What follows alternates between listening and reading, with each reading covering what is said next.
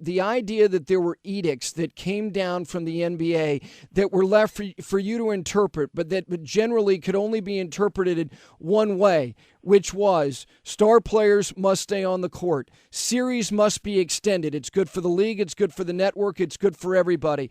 Did those edicts come down, and did they come down from the same people every time?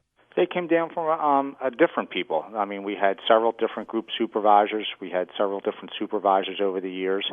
And, in fact, one of the group supervisors was fired after, I think, 3 or 4 years in the league, and he actually made it known to a lot of the younger referees that he was fired because he threw out Magic Johnson and Larry Bird in the same week. So he wanted that point banged home that, there's a situation there that's going to cause you a lot of problems if you are throwing out any of the stars in the games.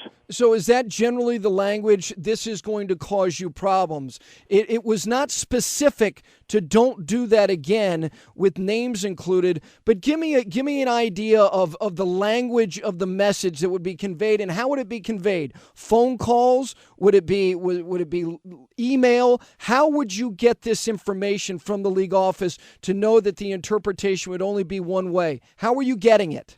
You would get it from various forms, emails, you would get phone calls, you would have meetings. The NBA came up with a system where, 5 referees seemed to always be on probation each year.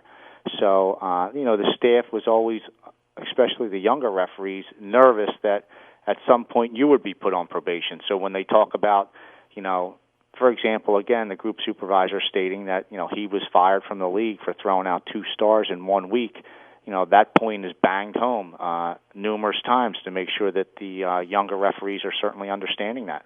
Tim Donaghy with us, his book, Personal Foul, his life in the NBA and where it went completely sideways. Tim, one thing that you talked about on the 60 Minutes piece, you said, and correct me if I'm wrong, that you bet on upwards of 100 NBA games. Is that about an accurate assessment of the number of games that you bet on? Yes, it is. Okay. Now, according to the FBI records, you were right 75% of the time. You won 75% of the games that you wagered on. Is that accurate? Yes. Okay. Now, if you bet on 100 of the games, you won 75 of the games, but yet you've made the claim that you didn't overtly go out of your way to manipulate the games in order to win your games. How is that? I find that almost impossible to believe.